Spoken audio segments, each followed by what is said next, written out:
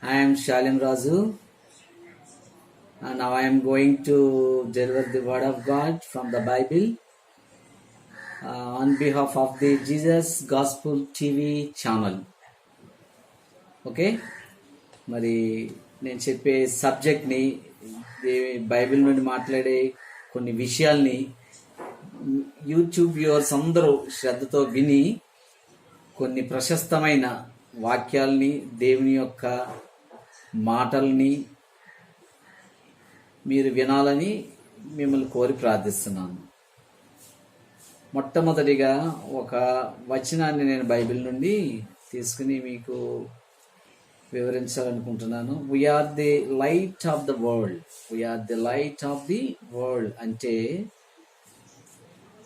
మనము లోకమునకు వెలుగై ఉన్నాము.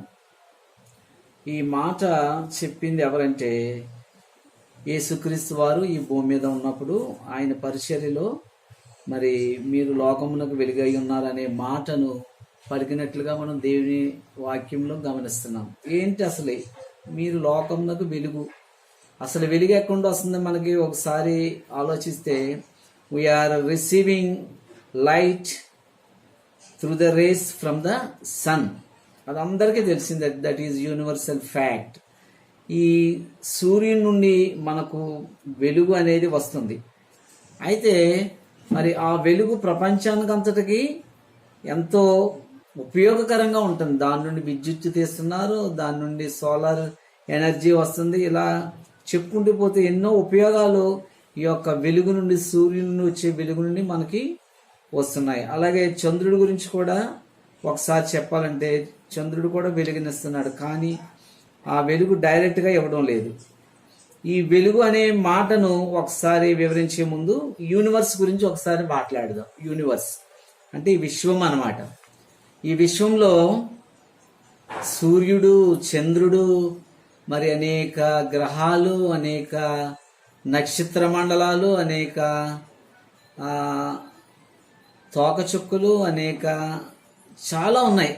అవి మనకి టెలిస్కోప్లో చూస్తేనే కానీ తెలియని అంతరిక్షం, అంతులేని అంతరిక్షం. అది మనకు కనిపించేది, కంటికి కనిపించేవి నక్షత్రాలు, సూర్యుడు మొదలగు అంతరిక్ష సంబంధమైన వస్తువుల్ని మనం చూస్తున్నాం. ఇవన్నీ దేవుడు సృష్టించినయే. These all creation was created by the God అని దేవుని వాక్యం చెప్తుంది. ఇక్కడ ఒకసారి సూర్యుడు అంటే, సూర్యుడు ల్యూమినస్. సూర్యుడు అనేది ల్యూమినస్. సూర్యుడు కూడా ఒక నక్షత్రమే, కాకపోతే అది భూమికి దగ్గరగా ఉంది కాబట్టి దానిని శక్తిని మనం రిసీవ్ చేసుకున్నాం కాబట్టి సూర్యుడు మనకి పగలు దేదీప్యమానంగా కనిపిస్తున్నాడు. అంతే వెలుగునిచ్చే నక్షత్రాలు కొన్ని కోట్ల దూరంలో ఉన్నాయి. అటువంటి నక్షత్రాలని మనం నైట్ టైం చూడగలుగుతాం, కానీ అంత చూడలేని వెలుగు కాదది. సూర్యుడిని చూడలేము కానీ నక్షత్రాలని చూడలేము. కానీ సూర్యుడు, నక్షత్రములు, these all objects, heavenly objects are illuminated అంటే స్వయం ప్రకాశక శక్తి కలవి. అయితే ఇక్కడ దేవుడు చెప్పిన మాట ఏంటంటే, మనము వెలుగై ఉన్నాము అంటే మనం సూర్యుడిలాగా వెలిగిస్తామని దాని అర్థం? నో. మనము కూడా ఏమన్నా శక్తిని విడుదల చేస్తున్నామా? మనం ఈ వెలుగు సంబంధమైన శక్తిని కాదు. అయితే ఏంటి దీని గురించి ఏం చెప్తుందో ఒకసారి మనం బైబిల్ని ఒకసారి మనం ధ్యానించినట్లయితే ఆ వివరాలు మనకి తెలుస్తాయి.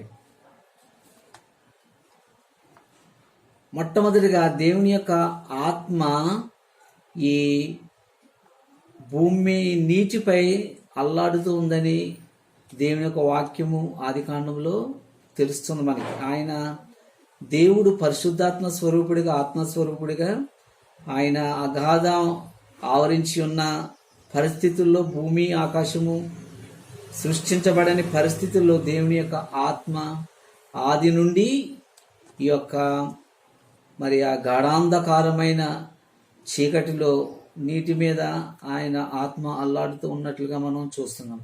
అయితే దేవుడు 7 దినములలో ఈ సృష్టిని పూర్తి చేసినట్లుగా దేవుని వాక్యం మనం ఆదికాండం జెనసిస్ చాప్టర్లో చదివితే మనకు తెలుస్తుంది. అక్కడ ఒక మాట నేను బైబిల్ నుండి చదివి వినిపిస్తాను. ఆదికాండము 1వ అధ్యాయము 3వ వచనంలో, దేవుడు వెలుగు కమ్మని పలుకగా వెలుగు కలిగెను. ఈ ఆజ్ఞ ఎవరిచ్చారంటే దేవుడు. This commandment has given by the lord almighty. ఆయన ఏం చెప్పాడంటే, ఒక స్వరము వచ్చినప్పుడు ఈ గాఢాంధకారంతో ఉన్న ఈ యొక్క పరిస్థితి, ఈ భూమి కూడా లేని పరిస్థితి, సూర్యచంద్రులు కూడా నక్షత్రములు కూడా ఏర్పడని పరిస్థితిలో దేవుడు వెలుగు కమ్మని పలుకగా వెలుగు కలిగెనని ఆదికాండము 1వ అధ్యాయం 3వ వచనంలో ఉన్నది. అంటే ఇది ఎటువంటిది వెలుగు అంటే ఇది భౌతిక సంబంధమైన వెలుగుగా మనం చూస్తున్నాం. భౌతిక సంబంధమైన వెలుగు. అలాగే రాత్రి తర్వాత సూర్యుడు అస్తమించిన తర్వాత రాత్రి కూడా కలిగినట్లుగా మనం దేవునికి వాక్యం చూస్తున్నాం. అలాగే 6 దినాల్లో సృష్టి చేసినప్పుడు ఈ వెలుగు అనే మాటను మనం చూస్తున్నాం. అయితే ఇక్కడ యేసుక్రీస్తు వారు ఒక మాట చెప్తున్నారు. ఆ మాట ఏంటో ఒకసారి చూద్దాం. యోహాను సువార్త 8వ అధ్యాయం 12వ వచనము మనం ఒకసారి పరిశీలించినట్లయితే, నేను లోకమునకు వెలుగును, నన్ను వెంబడించి వారు చీకటిలో నడవక జీవపు వెలుగు కలిగి ఉందురని వారితో చెప్పాను. ఈ మాటలు ఎవరు చెప్పారంటే యేసుక్రీస్తు వారు ఈ లోకంలో ఉన్నప్పుడు ఆయన బోధించినట్లుగా మనం చూస్తున్నాం. నేను లోకమునకు వెలుగును. ఆయన ఈ భూమి మీద ఉన్నప్పుడు అనేక అద్భుత కార్యాలు చేశాడు. కుష్ఠరోగులు శుద్ధి చేశాడు. మరి పక్షవాయువు గల వారిని శుద్ధి చేశాడు. చనిపోయిన వారిని సైతం ఆయన లేపాడు. గుడ్డి వారిని చూపునిచ్చాడు. ఇలా ఎన్నో అద్భుత కార్యాలు మనం బైబిల్లోని 4 సువార్తల్లో చూస్తున్నాం. అయితే దేవుడు ఈ భూమి మీద 33.5 సంవత్సరాలు ఆయన జీవించినట్లుగా చరిత్ర చెప్తుంది. చారిత్రకమైన ఆధారం. ఇదేమీ కథ కాదు, ఎవరో ఖాళీగా ఉండి రాసిన ఒక పుస్తకం కూడా కాదండి బైబిల్ అంటే. ఇది హిస్టారికల్ బుక్.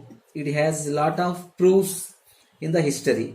అప్పుడు ఆ సమయంలో ఆయన భూమి మీద సంచరించినప్పుడు ఆయన చనిపోక ముందు ఆయన మాట్లాడిన మాట, నేను లోకమునకు వెలుగును, నన్ను వెంబడించేవారు చీకటిలో నడువక జీవపు వెలుగు కలిగి ఉందిరని వారితో చెప్పాను. అలాగే ఇంకొక మాట కూడా యోబు గ్రంథం నుండి 12వ అధ్యాయం 22వ వచనంలో చదువుతాను. దేవుడు వెలుగు చీకటిలోని రహస్యములను ఆయన బయలుపరచుచు మరణాంధకారమును వెలుగులోనికి రప్పించను. మళ్ళీ ఒకసారి చదువుతున్నాను చూడండి. చీకటిలోని రహస్యములను ఆయన బయలుపరచుచు మరణాంధకారమును వెలుగులోనికి రప్పించను. ఈ యోబు గ్రంథము యేసుక్రీస్తు వారు జన్మించక ముందు ఇంచుమించు చాలా మరి సుమారు 1000 సంవత్సరాలకి క్రితమే ఈ ప్రవచనం పరిశుద్ధాత్ముడైన దేవుడు పలికించినట్లుగా మనం చూస్తున్నాం. ఇది ఎవరి గురించిన ప్రవచనం అంటే యేసుక్రీస్తు గురించి పలికిన ప్రవచనంగా మనం చెప్పుకోవచ్చు. ఎందుకంటే చీకటిలోని రహస్యమును ఆయన బయలుపరచుచు మరణాంధకారమును వెలుగులోనికి రప్పించును. ఎవరంటే ఆయన యేసుక్రీస్తు వారే. మరణాంధకారమును వెలుగులోకి రప్పించడం అంటే ఏంటంటే, ఈ మానవులందరూ పాపము చేసి దేవుడు అనుగ్రహించి మహిమను పొందలేకపోతున్నారని దేవునికి వాక్యం చెప్తుంది. అసలు మొట్టమొదటిగా దేవుడు ఆత్మస్వరూపిగా ఉన్నప్పుడు ఆదాము అవ్వలను సృష్టించి వారి ఒక మంచి గార్డెన్ ఇచ్చాడు. అక్కడ ఏడెన్ గార్డెన్ అని ఉన్నది. అక్కడ దాంట్లో నదులు ఇచ్చాడు, ఫలవృక్షాలను ఇచ్చాడు. మరి అదేవిధంగా ఆయన పోలికలో ఆయన ఆదామును సృష్టించినట్లుగా దేవునికి వాక్యంలో మనం చూస్తున్నాం. తర్వాత ఆదాముకు సరి అయిన సాటి అయిన సహాయం కావాలని ఆదాముకు గాఢ నిద్రను కలుగజేసి ఆయన పక్కటెముక నుండి హవ్వను సృష్టించాడు. అయితే వీరు అన్యోన్యంగా ఉంటున్నారు. దేవునితో కూడా మాట్లాడినట్లుగా మనం ఆదికాండం గ్రంథం ధ్యానించినట్లయితే మనకి తెలుస్తుంది. ఆ యొక్క సాయంకాలం వేళ దేవునితో వాళ్ళు మాట్లాడుతున్నారు. అయితే వాళ్ళకు అప్పటికి పాపం అంటే తెలవదు. దేవుడు ఏం చెప్పాడంటే, ఇన్ని సౌకర్యాలు ఇచ్చి ఇంత అందమైన గార్డెన్లో వాళ్ళని ఏదైనా వనంలో ఉంచిన దేవుడు వాళ్ళకు ఒక ఆజ్ఞనిచ్చాడు, అన్నీ తినమన్నాడు. కానీ అక్కడ ఒక ఫలవృక్షం ఉన్నది, అది జీవ మరణం గురించి, మరి ఆ యొక్క మంచి చెడుల గురించి తెలియజేసే ఫలవృక్షం అది. ఆ వృక్షం యొక్క ఫలాన్ని మీరు తినొద్దని దేవుడు చెప్పినట్లుగా చూస్తున్నాం. అయితే ఈ మంచి చెడులను తెలియజేసే ఫలాన్ని వాళ్ళు ఎప్పుడైతే తిన్నారో వాళ్ళ కనులు తెరవబడ్డాయని చూస్తున్నాం. భయపడి మరి దేవుడు ఆ ఏదైనా తోటలోకి వచ్చినప్పుడు వాళ్ళు దాక్కున్నట్లుగా చూస్తున్నాం. ఇక్కడ ఏమైందంటే మొట్టమొదటిగా మానవులకు భయం అనేది ఎప్పుడు వచ్చిందంటే, ఏ దేవుడైతే ఆది తల్లిదండ్రులైన ఆదామమ్మను సృష్టించాడో, ఏ దేవుడైతే ఆయన ఊపిరి ఊదగా వాళ్ళు జీవాత్మ అయి వాళ్ళు ఒక మనుష్యులుగా ఈ లోకంలో సంచరించారో ఆ ఏదైనా వనంలో, మరి ఏ దేవుడైతే ఈ ఆదామమ్మల ద్వారా ఒక గొప్ప ప్రణాళికను ఏర్పాటు చేసుకున్నాడో దేవుడు, ఆయనకు లోబడి ఉండాలని ఒక మంచి ఉద్దేశంతో వాళ్ళని సృష్టిస్తే ఒక ఆజ్ఞని ఇచ్చి వాళ్ళని ఒక మంచి జీవితాన్ని మీరు జీవించండి, మీరు ఈ ఆజ్ఞను మాత్రం మేరొద్దని ఎప్పుడైతే దేవుడు చెప్పాడో, దేవుడు ఏం చెప్పాడో అదే ఆజ్ఞను వాళ్ళు మీరారు. ఈ రోజుల్లో కూడా మానవుల పరిస్థితి అలాగే ఉందండి. ప్రతి ఒక్కళ్ళు, ఒక చిన్న పిల్లవాడిని కానుండి పెద్దవాళ్ళు కాడ మనం గమనించినట్లయితే చెడుకే వాళ్ళు ఎక్కువగా ప్రభావితం అవుతున్నట్లుగా చూస్తున్నాం. ఏది చేయొద్దు అంటున్నామో అదే చేస్తున్నారు, ఏది వద్దంటున్నామో అదే కావాలంటున్నారు. ఏ అబద్ధం ఆడొద్దని అంటున్నారు, అదే అబద్ధాలు వాడుతున్నారు. ఏ పాపం అయితే చేయొద్దని చెప్తున్నారు, అదే పాపం. ఏ నరహత్య చేయొద్దు అంటున్నారు, అదే నరహత్య. ఏ త్రాగుడు తాగొద్దు అంటున్నారు, అదే త్రాగుడు తాగుతున్నారు. ఏ పొగ త్రాగరాదని చెప్తున్నారు, అదే పొగని త్రాగుతున్నారు. ఇలాగా చెప్పుకుంటూ పోతే ఏది మనిషికి హానికరంగా ఉంటుందని చెప్తున్నామో దాంట్లోనే మనిషి జీవించడానికి అలవాటు పడుతున్నాడు. అదే పాపము. ఇక్కడ ఆదామవులు చేసిన పని కూడా అదే. ఏంటంటే ఆజ్ఞను అతిక్రమించారు. వాళ్ళకు వెంటనే అప్పటికి వాళ్ళకి దిగంబరులమని తెలిసింది. యేసుప్రభు వారు అది పరిశుద్ధాత్ముడైన యెహోవా దేవుడు వాళ్ళని ఆత్మస్వరూపంగా ఉన్నప్పుడు వాళ్ళు సృష్టించినప్పుడు వాళ్ళకి వస్త్రములు లేవు, మామూలుగానే ఉన్నారు. వాళ్ళకి పాపం అంటే తెలియదు, పసి పిల్లల హృదయంతో ఉన్నారు వాళ్ళు. సాతానుడు ఆ తోటలోకి ఎప్పుడైతే వచ్చి తినవద్దన్న పండును తిన్నాడో వాళ్ళ జీవితంలోకి ఏమొచ్చిందంటే అంధకారం వచ్చింది, చీకటి అయిపోయింది. అంటే ఇక్కడ దాని అర్థం ఏంటంటే ఈ చీకటి, అంధకారము, మరణం అనే విషయాలు బైబిల్లో చెప్తున్నాయంటే మన క్యారెక్టర్కి సంబంధించినవి. దేవుడు ఏదైతే చెప్పాడో చేసిన పరిస్థితులు ఉంటే కనుక వాళ్ళకి ఆదామవులకి వాళ్ళు ఎక్కడ ఉన్నట్టు, వెలుగులో ఉన్నట్లు. అయితే దేవుని ఆజ్ఞను మీరారు కాబట్టి వాళ్ళు ఇప్పుడు ఎక్కడికి వెళ్ళిపోయారు, చీకటిలోకి వెళ్ళిపోయారు, గాఢంధకారంలోకి వెళ్ళిపోయారు, మరణం తీసుకొచ్చారు.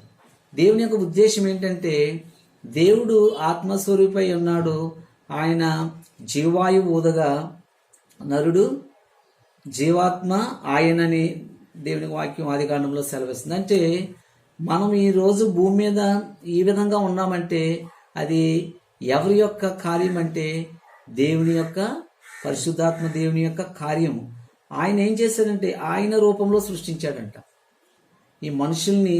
మొట్టమొదటి మనిషి ఆదాముని దేవుడు ఎవరి రూపంలో సృష్టించాడంటే ఎవరో రూపంలో సృష్టించలేదండి, జంతువు రూపంలోనూ ఇంకేదో పక్షుల రూపంలోనూ సర్వజీవరాశుల్ని సృష్టించిన దేవుడు వాటితో సమానంగా మాత్రం మనిషిని సృష్టించలేదు. ఆయన పోలికలో సృష్టించి ఆయన జీవాత్మ ఊదగా నరుడు జీవాత్మ ఆయనని దేవుని వాక్యం సెలవిస్తుంది. అయితే సాటిగా ఇచ్చిన యొక్క హవ్వ కూడా ఏం చేసిందంటే మరి దేవుని ఆజ్ఞని మీరి మొట్టమొదటిగా సాతాను తినవద్దన్న పండుని, మరి ఆ సాతాను సర్పరూపంలో వచ్చిందండి. సర్పరూపంలో వస్తే మరి ఆ పండుని మొట్టమొదటిగా హవ్వ తిని తర్వాత ఆదాముకి ఇచ్చింది. అప్పుడు వాళ్ళ కళ్ళు తెరవబడ్డాయి. అక్కడ కళ్ళు తెరవబడడం అంటే అంతకుముందు వాళ్ళు గుడ్డివారని కాదు, మనోనేత్రములు తెరవబడ్డాయని మనం అర్థం చేసుకోవాలి.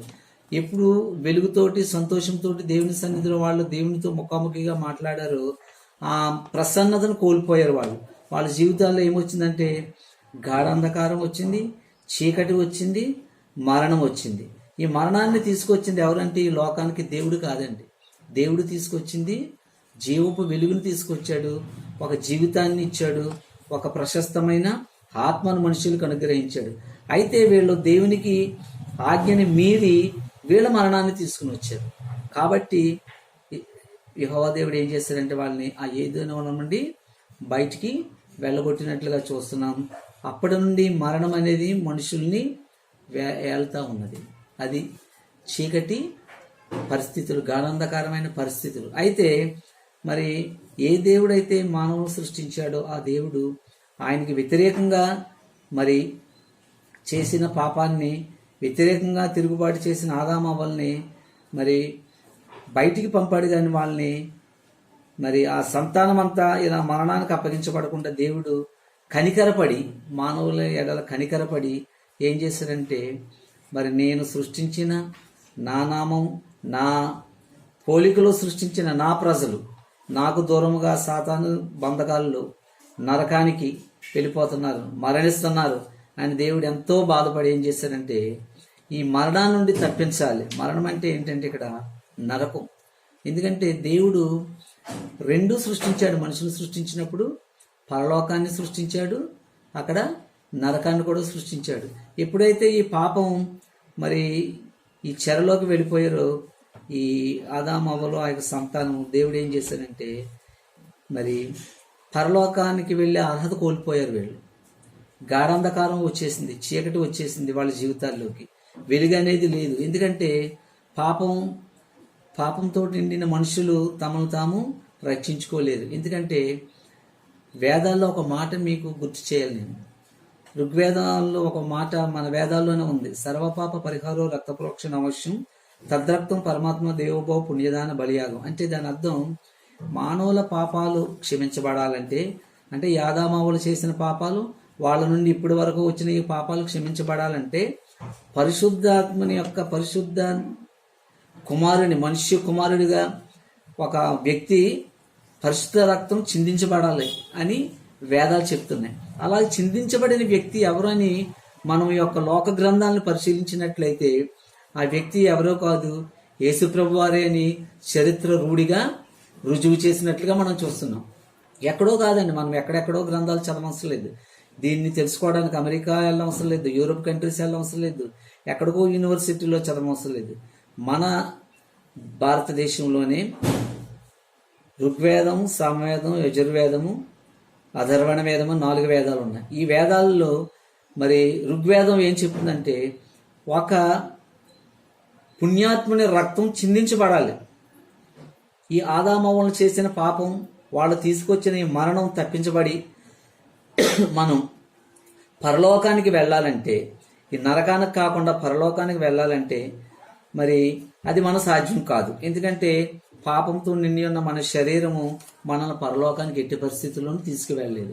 కాబట్టి మన తరపున యేసుప్రభు వారు ఏం చేశారంటే మనము అనుభవించవలసిన శిక్షను, నేను అనుభవించవలసిన శిక్షను, ఈ యొక్క ప్రోగ్రాం చూస్తున్న ప్రతి ఒక్కరూ పాపం చేసిన వారి యొక్క శిక్షను 2000 సంవత్సరాల క్రితమే యేసుప్రభు వారు ఏం చేశారంటే ఆ శిలువలోనిపై పరిశుద్ధ రక్తాన్ని చిందించాడు. ఏ ఋగ్వేదంలో అయితే చెప్పబడిందో ఆ పుణ్యాత్ముడు ఎవరంటే యేసుప్రభు వారే. ఈరోజు 2020 జూలై 4వ తారీఖు. అంటే ఇది ఎవరు డేట్ ఆఫ్ బర్త్ అంటే ఇది ఎవరి గురించి డేట్ చెప్తుందంటే క్రీస్తు శకము, క్రీస్తు పూర్వం అని చరిత్రను 2గా విభజించారు. మనం దేంట్లో ఉన్నామంటే ఈ రోజు జూలై 4, 2020 అంటే క్రీస్తు శకంలో ఉన్నాం. చరిత్రకారులు చరిత్ర 2గా విభజించారు. ఈ క్రీస్తు శకం నేను ఎందుకన్నారంటే ఏ క్రీస్తు అయితే ఈ లోకంలోకి వస్తాడు, ఏ పరిశుద్ధాత్ముడు అయితే లోకంలోకి వస్తాడని పాత నిబంధన చెప్తుంది, ఈ వేదాలు చెప్తున్నాయో ఆ పుణ్యాత్ముడే యేసుక్రీస్తు వారు వచ్చి మరణించి మరణాన్ని జయించి తిరిగి పరలోకానికి వెళ్ళి ఆ పరలోకానికి మనల్ని తీసుకుని వెళ్ళడానికి ఆయనే పరిశుద్ధ రక్తాన్ని చిందించాడని దేవునికి వాక్యం చెప్తుంది. అదే వెలుగు. ఆ వెలుగే దేవుడు ఏం చెప్తున్నాడంటే ఇక్కడ నేను లోకమునకు వెలుగును, నన్ను వెంబడించి వారు చీకటిలో నడవక జీవపు వెలుగు కలిగి ఉండునని వారితో చెప్పాను. యోహాను సువార్త 8:12 ఈ యేసుప్రభు వారు చెప్పిన మాటలకు అర్థం ఇది. ఏ ఆదామవులైతే పాపం చేసి మరణాన్ని తీసుకొచ్చారో ఏ ఆదామవులైతే ఈ మరణం ద్వారా నరకానికి పాత్రలుగా ఈ మానవాళిని తీసుకువెళ్ళిపోతున్నారో వీళ్ళు రక్షించుకునే శక్తి మానవులకు లేదు కాబట్టి ఈ రక్తంలో మరి పాప పంకిలమైన ఈ రక్తం మరి మనిషిని పరలోకానికి తీసుకెళ్ళదు కనబట్టి ఆయన కృప చూపించి మన తరపున grace he shown grace upon us even though we are away from the God, even though we did sin against the God, even though we transgress the law of the God, but God shown his grace and compassion toward the man and came to the world. ఆయన ఆత్మస్వరూపి అయిన దేవుడే ఈ లోకంలోనికి వచ్చి తిరిగి మనుష్య స్వరూపముగా కన్యమర్య గర్భాన జన్మించి యేసు ప్రభుగా వచ్చాడు. ఎందుకంటే మరి దేవుడు ఆత్మస్వరూపి, ఆయన యొక్క ఆజ్ఞను మనం మీరి మరణాన్ని తీసుకుని వచ్చాం. అయితే తిరిగి మళ్ళీ ఏ మనిషి అయితే పాపం చేశాడో అదే మనుష్యుని రూపంలో వేదాల్లోనూ బైబిల్లోనూ చెప్పబడిన రీతిగా యేసు ప్రభు ఈ లోకంలోనికి వచ్చాడు. మీకు అర్థమై ఉంటుంది. పాపములో ఉన్న మరణానికి అప్పగించబడిన నరకానికి ఉన్న మనుష్యుల్ని రక్షించడానికి పరిశుద్ధాత్ముడు పుణ్యాత్ముడైన యేసు ప్రభు పరిశుద్ధ రక్తం చిందించి మరణమును జయించి, ఎందుకని జయించాడంటే ఈ మరణాన్ని దేవుడు ఆయన మరణాన్ని జయిస్తేనే కానీ ఆ మరణాన్ని మానవులు జయించలేరు. ఆయన పరలోకానికి వెళితేనే కానీ ఆయన మార్గాల్లో ఆయన నమ్మిన మన మానవాళి పరలోకంలో వెళ్ళలేరు. కాబట్టి ఆయన ఏం చెప్తున్నాడంటే నేను లోకమునకు వెలుగునని చెప్తున్నాడు. ఆయనే వెలుగు. ఈ మరణాన్ని పారద్రోలి నరకానికి వెళ్లకుండా, నరకం నుండి మనల్ని మనం రక్షించుకోలేని పరిస్థితుల్లో ఆయన వెల చెల్లించాడు. మన తరపుని దేవుడికి కుమారుడిగా ఈ లోకంలోకి వచ్చాడు. మీకు ఉదాహరణకి ఇది అర్థం అవ్వాలంటే, ఒక వ్యక్తి జైల్లో పెట్టారు. కోర్టు వారు ఆ వ్యక్తిని తీసుకుని వచ్చారు. కోర్టు ఏం చెప్పిందంటే అతనికి, న్యాయాధిపతి నీవు ఇన్ని వేల రూపాయలు, ఫర్ ఎగ్జాంపుల్ ఒక 10,000 రూపాయలు నువ్వు చెల్లిస్తేనే కానీ నీకు విడుదల లేదని ఆ దొంగకు చెప్పాడు న్యాయాధిపతి. అయితే ఆ దొంగ దగ్గర ఏం లేదు, డబ్బు లేదు. ఆ దొంగ విడుదల చెందాలంటే ఏం చేయాలి, వెల చెల్లించాలి. కానీ ఆ దొంగ దగ్గర ఏం లేదు, డబ్బులు లేవు. డబ్బులు లేని వ్యక్తి, ధనం లేని వ్యక్తి మరి న్యాయాధిపతి చెప్పినట్టు ఆ వెల చెల్లించగలుగుతాడా? చెల్లించలేడు. అయితే అప్పుడు ఏం జరిగిందంటే ఇంకొక వ్యక్తి, ఎవరో ఒక ధనవంతుడు వచ్చి ఆయన వచ్చి ఆ దొంగకు ఆ 10,000 రూపాయలు చెల్లించాడు. అప్పుడు ఈ దొంగ పరిస్థితి ఏమైంది, న్యాయాధిపతి ఆ దొంగని విడుదల చేశాడు. అది గ్రేస్ అంటే. యేసుప్రభు వారు కూడా చేసిన పని మన ఎడల అదే. నేను లోకానికి వెలుగని ఎందుకు చెప్తున్నాడంటే, ఈ మనుషుల్ని ఆయన విడుదల చేయడానికి ఏం చేశాడంటే, మరి ఆ తండ్రి అయిన దేవుని దగ్గర పాపం పంకిలమైన తండ్రి వీరికి అర్హత లేదు పరలోకానికి రావడానికి, వాళ్ళ యొక్క రక్తం చిందించిన అర్హత లేదు. వాళ్ళ తరపుని నేను పరిశుద్ధ రక్తాన్ని చిందిస్తాను. ఎందుకంటే వాళ్ళకి అర్హత లేదు నీ దగ్గర రావాలంటే. కాబట్టి వాళ్ళ తరపున నేను వెల చెల్లిస్తాను. నన్ను శిక్షించు. నీ దగ్గరికి రావాలంటే, నీ పరలోకానికి రావాలంటే, నీ దగ్గరికి ఈ మానవాళి అంతా రావాలంటే వాళ్ళని శిక్షించు. వాళ్ళని శిక్షించొద్దు, నన్ను శిక్షించు. On behalf of the whole human kind I have decided to come to the world and crucify myself అని ఒక వాగ్దానాన్ని ఆయన తండ్రి దగ్గర చేసి మనల్ని రక్షించడానికి ఆయన పరిశుద్ధ రక్తాన్ని చిందించాడు. అప్పుడు ఈ మానవాళ్ళందరికీ విడుదల కలిగింది. ఈ విడుదల కలిగి ఎప్పుడైతే మరి పరలోకానికి వారసులుగా ఉన్నామో అప్పుడే ఈ లోకానికి వెలుగు వచ్చిందని ఈ యొక్క వాక్యం యొక్క అర్థం అన్నమాట. నేను లోకమునికి వెలుగని చెప్పాడంటే దేవుడు భౌతికమైన వెలుగని కాదు, జీవపు వెలుగు. మనకు ఒక అర్హతనిచ్చాడు దేవుడు. మరి మనం విదేశాలు వెళ్ళాలంటే మనకు ఒక వీసా కావాలి. ఆ వీసా లేకపోతే మనం ఎవ్వరూ రానివ్వరు. అలాగే పరలోకానికి వారసులుగా వెళ్ళాలంటే ఈ పాప శరీరంతో వెళ్ళలేం మనం. ఎందుకంటే పాపం చేసాం కనబట్టి మనకు అర్హత లేదు. అయితే అర్హత లేదని దేవుడు మనల్ని వదిలిపెట్టలేదు. వీళ్ళు పాపి కదా, వీళ్ళు నా మాట వినలేదు కదా, వీళ్ళు మరణాన్ని తీసుకొచ్చారు, నేను జీవాన్ని ఇచ్చి వీళ్ళని ఒక ఉన్నతమైన స్థానంలో పెట్టాలంటే సాతాను మాటకి లోబడి నేను చెప్పిన ఫలాన్ని తిని చెప్పొద్దన్న ఫలాన్ని తిని మరణాన్ని తీసుకొచ్చారు. వీళ్ళకి నాకు సంబంధం లేదని ఆయన అక్కడే ఉండిపోలేదు. ఆ పరలోకాన్ని విడిచిపెట్టి కన్యమర్య గర్భాన పరిశుద్ధాత్మ ద్వారా మరి యేసుప్రభు వారు జన్మించి మనకు లోకానికి వెలుగై ఉన్నాడు. వెలుగై ఉన్న ఆయనని మనం విశ్వసిస్తే ఆయనే దేవుడని మనం ఇంకొక మాట చెప్పాలి. ముఖ్యంగా చాలామంది ఏమంటారంటే ఆయన దేవుడేంటి, ఆయన దేవుడైతే సిలువుకి ఎందుకు అప్పగించుకోవాలి అని చాలా ప్రశ్నలు వేస్తారు. మనకు కూడా అనుమానం రావచ్చు. దేవుడు ఏంటి, శిక్ష అనుభవించడం ఏంటి. అందుకనే శిక్ష అనుభవించడానికి కారణం చెప్పాను నేను మీకు.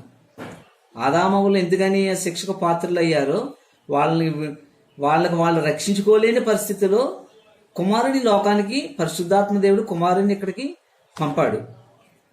మీకు వేదాల్లో కూడా ఈ మాట చెప్తుంది, పుత్రుడే పున్నామ నరకం నుండి తప్పిస్తున్నాడని ఉంది. పుత్రుడే పున్నామ నరకం నుండి తప్పిస్తున్నాడనే మాట దేవునికి వాక్యంలో దేవుని గురించిన దేవుని కుమారుని గురించి ప్రవచనం ఎక్కడుందంటే ఆ యొక్క ఋగ్వేదాల్లో చెప్పబడింది. పుత్రుడే పున్నామ నరకుని తప్పిస్తున్నాడు. ఆ పుత్రుడే యేసు ప్రభు. ఆయనే లోకానికి వెలుగై ఉన్నాడు. ఆయన్ని దేవుడని మనం విశ్వసించి నమ్మి బాప్తిసం పొంది మరి మనము రక్షణ పొందితే మనం వెలుగులో ఉన్నట్టు.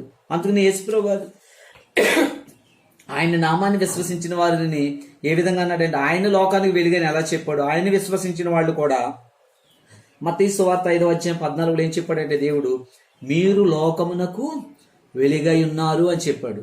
మీరు లోకమునకు వెలుగు. అది వెలుగంటే ఏ వెలుగుగా యేసుప్రభు వారి లోకంలోకి వచ్చాడు, ఆయన్ని నమ్మిన వారికి అదే వెలుగునిస్తున్నాడు. అంటే అదే జీవాన్ని మనకి ఇస్తున్నాడు, అదే పరలోకాన్ని మానవులకి ఇస్తున్నాడు. దీనికి చేయవలసిన పని ఏంటంటే ఆయనే దేవుడని మనం విశ్వసించాలి. ఆయన నామాన్నే మనం ఆరాధించాలి, ఆయన నామాన్నే మనం స్తుతించాలి. అప్పుడే మనం ఈ లోకానికి వెలుగై ఉంటామని దాని యొక్క అర్థం. మొట్టమొదటిగా ఇంకొక వచనం నేను చదివి ముగిస్తాను. యెషయా ప్రవక్త కూడా ఏం చెప్తున్నాడు యేసు ప్రభు గారి గురించి, అతని కాలమున ఆయన సముద్ర ప్రాంతమును అనగా యోర్దాను అద్దరిని అన్యజనుల గలిలయ ప్రదేశమును అనగా యోర్దాను అద్దరిని అన్యజనుల గలిలయ ప్రదేశమును మహిమగల దానిగా చేయుచున్నాడు. చీకటిలో నడిచే జనులు గొప్ప వెలుగును చూచున్నారు. మీ మరణఛాయ గల దేశముల మీద వెలుగు ప్రకాశించును అని యెషయా గ్రంథం 9:12 ఉందండి. ఈ యెషయా అనే ప్రవక్త యేసుప్రభు వారికి ముందు పుట్టక మునుపు 750 సంవత్సరాల క్రితము ఈ యొక్క ప్రవచనం ఉంది. ఆయన కూడా ఏం చెప్తున్నాడంటే గొప్ప వెలుగును చూస్తున్నారని చెప్పాడు. ఈ గొప్ప వెలుగును చూసే జనం ఎవరంటే మనమే. అన్యులుగా ఉండి దేవుని నామాన్ని ఎరగని పాపములు ఇప్పటికీ ఉన్న మనం ఆయన నామాన్ని గనక మరి ఆయన నామంలో మన పాపాలను ఒప్పుకుని ఆయనే దేవుడని విశ్వసించి యేసు ప్రభు వారిని రక్షకుడిగా స్వీకరించి బాప్తిసం తీసుకుంటే, నమ్మి బాప్తిసం పొందిన వారికి రక్షణ కలుగునని, ఈ రక్షణ అనేది దేవుడు ఉచితంగా ఇస్తాడు.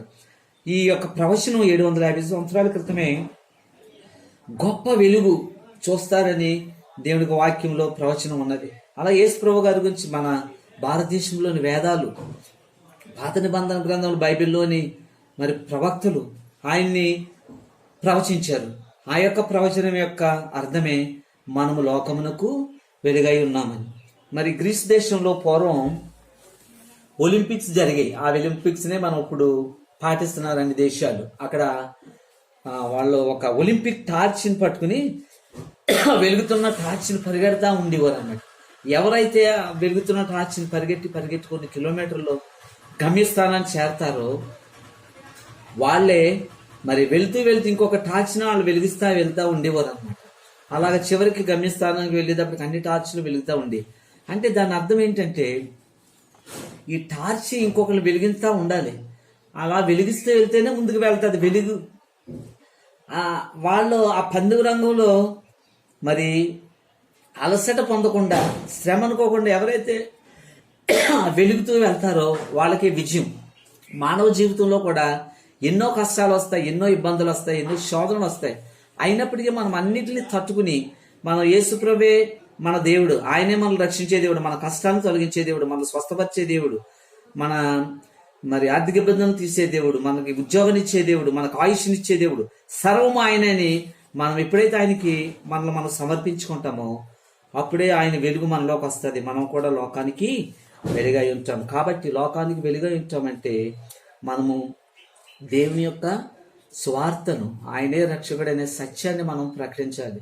మరి యూట్యూబ్ వ్యూవర్స్కి, మరి గాస్పుల్ జీసస్ గాస్పుల్ టెలివిజన్ ద్వారా మరి వింటున్న శ్రోతలకు మనము లోకమునకు వెలుగై ఉన్నాము అంటే మనం ఎప్పుడైతే దేవుని నామాన్ని అంగీకరిస్తామో, యేసుప్రభువే దేవుడని విశ్వసించి మరి నీటిలో మనం ఆయన నామంలో తండ్రి కుమారు పరిశుద్ధాత్మ నామంలో బాప్తిస్మం పొందితే మన జీవితాన్ని కొనసాగిస్తామో అప్పుడే మనలో ఆయన యొక్క వెలుగు, ఈ వెలుగు భౌతిక సంబంధమైనది కాదు, ఆత్మీయ సంబంధమైన వెలుగు.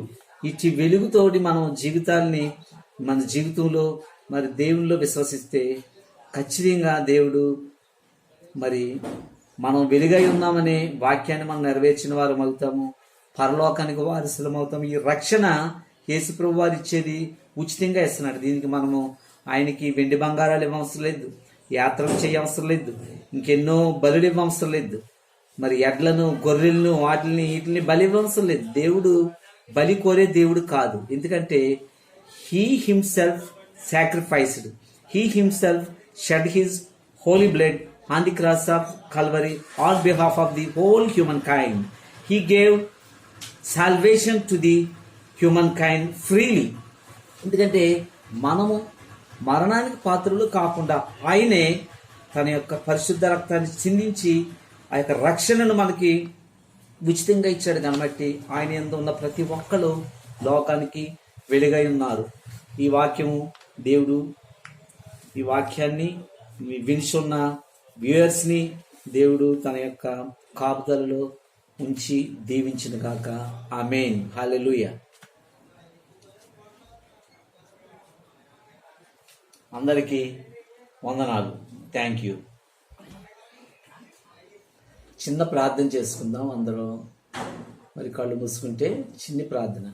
స్తోత్రం పరిశుద్ధులు అందరం తండ్రి, కృపగల దేవ, మరి యూట్యూబ్ వ్యూవర్స్కి, జీసస్ గాస్పుల్ టెలివిజన్ వ్యూవర్స్కి ప్రభానైనా, మరి వాక్యం వింటున్న ప్రతి ఒక్కరికి ప్రభానైనా, మరి మనమే వెలుగు అనే సత్యాన్ని వాళ్ళు గుర్తిరిగి ఆ వెలుగు యేసుక్రీస్తు ద్వారా ఈ లోకానికి వచ్చిందని, ఆయన నామంలో ఆ వెలుగుని మేము మరి పొందుకుని పరలోక రాజ్య వారసులుగా అవ్వాలనే సత్యాన్ని మరి మన ఈ యొక్క యూట్యూబ్ ద్వారా, టెలివిజన్ ద్వారా వాళ్ళు విని నీ అందు విశ్వాసం ఉంచి ప్రభా రక్షణ వెలుగులో రావడానికి కృప చూపించడం ప్రార్థిస్తున్నాం తండ్రి. నేను పాపులుగా ఉండగా ప్రభా నైనా, మరి మరణ బంధకాల్లో ఉండగా తండ్రి, నేను ఈ యొక్క మరణాన్ని నుండి తప్పించావు తండ్రి. నేను ఇచ్చిన నరకానికి తప్పించి పరలోక రాజ్యానికి వారసులుగా చేసినందుకు నీకు వందనాలు చెల్లించుకున్నాను. నేను ప్రతి ఒక్కరు యొక్క సత్యాన్ని గుర్తిరిగి మేమే ఈ లోకానికి వెలుగనే సత్యాన్ని ప్రభా వారు గ్రహించి నిన్ను రక్షకుడిగా స్వీకరించి ప్రభా నేను ఈ కృపాకాలంలో ప్రభా నేను ఈ వాక్యము సమృద్ధిగా వినబడుతున్న ఈ కాలంలో తండ్రి నాయన నిన్ను రక్షకుడిగా స్వీకరించి ఆరాధించడానికి కృప చూపించమని ప్రార్థిస్తూ యేసుక్రీస్తు నామం పేరట మిక్కిలి వినే విధేయతలతో వేడుకుంటున్నాం తండ్రి. ఆమేన్. ఆమేన్.